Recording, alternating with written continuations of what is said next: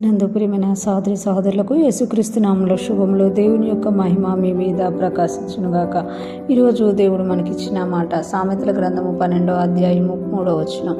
భక్తిహీనత వలన ఎవరినూ స్థిరపరచబడరు, నీతిమంతుల వేరు కదలదు. ఈ మాటలు మనం సామెతల గ్రంథంలో చూస్తాం.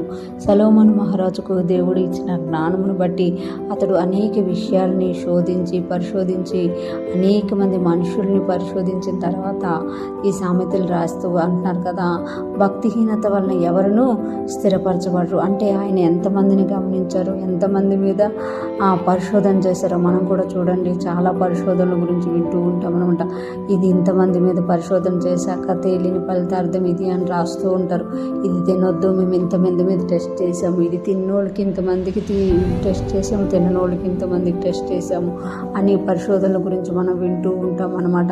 అలాగా టెస్టులు చూసినప్పుడు మనం కూడా కొన్నిసార్లు వాటిని ఫాలో అవుతూ ఉంటాం. అలాగే సొలొమోను మహారాజు కూడా భక్తిహీనతను గురించి భక్తి గురించి పరిశోధించినప్పుడు భక్తిహీనత వలన ఎవరునూ స్థిరపరచబడరు అని ఆయన ఇక్కడ తెలియజేస్తున్నారు. అంటే భక్తిహీనత అనేది దేవునితో ఉన్నట్టే ఉంటాము కానీ దేవునిలో ఉండమన్నమాట. దేవుని సన్నిధికి వెళ్తూ ఉంటాం కానీ ఆ మాటల ప్రకారం జీవించము. విత్తువాని విత్తనములోన త్రోవ పక్కన పడిన విత్తనాలలాగా ఉంటాం అనమాట. దేవుని సన్నిధిలోకి వెళ్తారు కానీ అనౌలచితంగా వెళ్ళడం వల్ల ఆ దేవుని మాట అనేది వారిలోకి రాకపోవడం వల్ల భక్తిహీనులుగా మారిపోతూ ఉంటారు. అంటే భక్తిలో క్షీణత ఉంది అన్నమాట. భక్తిహీనత వలన ఎవరునూ స్థిరపరచబడరు. అంటే దేవుని సన్నిధికి వెళ్ళామా వచ్చామా అన్నట్టుగా ఉండడం వల్ల భక్తిహీనత వలన ఎవరునూ స్థిరపరచబడరు. నీతిమంతుల వేరు కదలదు. ఎందుకంటే నీతిమంతులు దేవుని వాక్యానుసారంగా జీవించడం వల్ల, వాక్యాన్ని తీసుకొని దాని ప్రకారం నడవడం వల్ల నీతిమంతులు వేరు అనేది లోతుగా వేయబడి వెళ్తుంది అనమాట.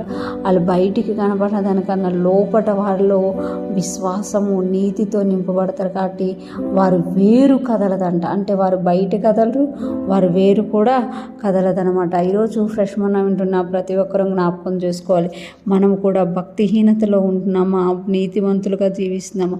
యేసుప్రభు అంటారు కదా, నా నీతిని నా రాజ్యమును మొదటి వెతుకుడి, అప్పుడు అవన్నీ మీకు అనుగ్రహింపబడి అంటారు. మనం మొదట ఏది ఎదుగుతున్నాము? మనదే మనము వెతుక్కుంటున్నామా లేకపోతే దేవుని రాజ్యంలో వెతుకుతున్నామా? దేవుని రాజ్యంలో వెతుకుతున్నాము అని అంటే ఏదైనా కోల్పోవడానికి ఇష్టపడాలన్నమాట.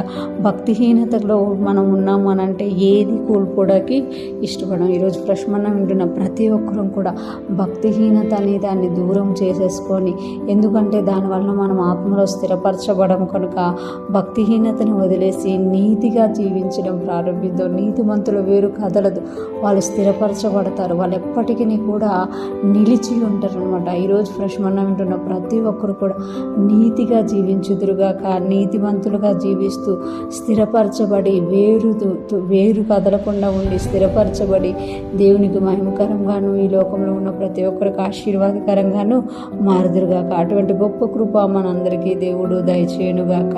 ఆమేన్.